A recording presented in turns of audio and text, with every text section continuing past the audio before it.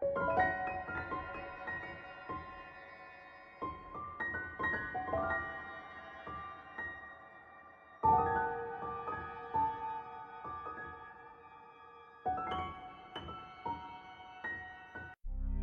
दोस्तों, आज हम बात करने वाले हैं एक ऐसी कहानी की जो आपके दिल की धड़कन तेज कर देगी और रात को आपकी नींद उड़ा देगी। टाइटल है चेन्नई हॉरर स्टोरी, भारत का सबसे भूतिया कॉलोनी। तो तैयार हो जाइए, अपनी सीट्स पकड़ लीजिए, लाइट्स थोड़ी धीमी कर लीजिए और चलिए शुरू करते हैं एक डरावना सफर। और हाँ, अगर आपको डर लगता है तो अभी भी वक्त है, वीडियो बंद कर दो।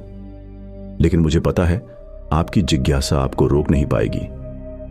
तो दोस्तों, बात है चेन्नई की एक पुरानी कॉलोनी की जिसका नाम है शांति नगर।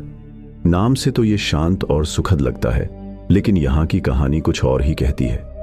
ये कॉलोनी 1970 के दशक में बनी थी।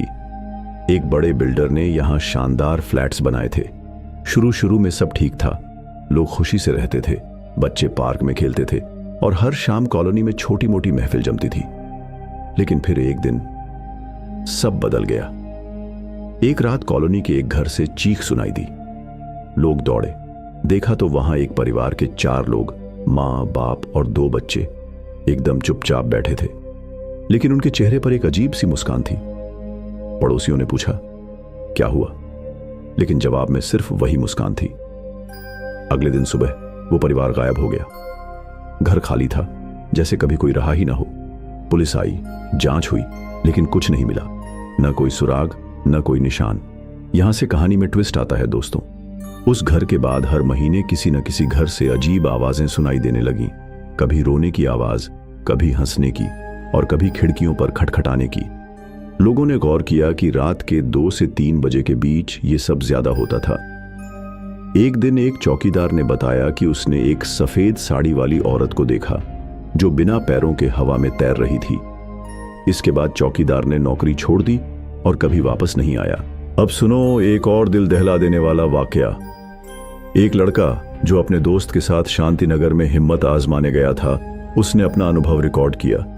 उसने कहा, हम लोग रात को 1 बजे कॉलोनी के गेट पर पहुंचे। अंदर जाते ही एक ठंडी हवा का झोंका आया, जबकि उस दिन चेन्नई में गर्मी थी।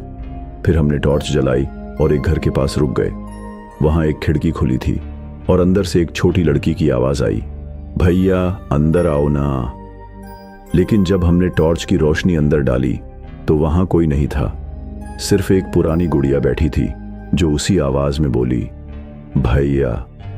ये सुनकर वो लड़के वहां से भाग गए और कहते हैं कि उनके पीछे कोई चल रहा था, लेकिन पीछे मुड़कर देखा तो कुछ नहीं था। कॉलोनी के बारे में लोग कहते हैं कि यहां एक श्राप है। कुछ कहते हैं कि ये जगह पहले कब्रिस्तान थी और जब इस पर निर्माण हुआ तो वहां की आत्माओं को परेशान कर दिया गया। कुछ कहते हैं कि एक तांत्रिक ने यहां कोई प्रयोग किया था जो असफल हो गया और इसी वजह से यह जगह भूतिया बन गई। सच क्या है ये कोई नहीं जानता, लेकिन जो भी वहां गया वापस आकर उसने कभी सामान्य जिंदगी नहीं जी। अब आखिरी घटना जो आपके दिल की धड़कन रोक दे। एक यूट्यूबर ने फैसला किया कि वो शांति नगर में पूरी एक रात बिताएगा और लाइव स्ट्रीम करेगा।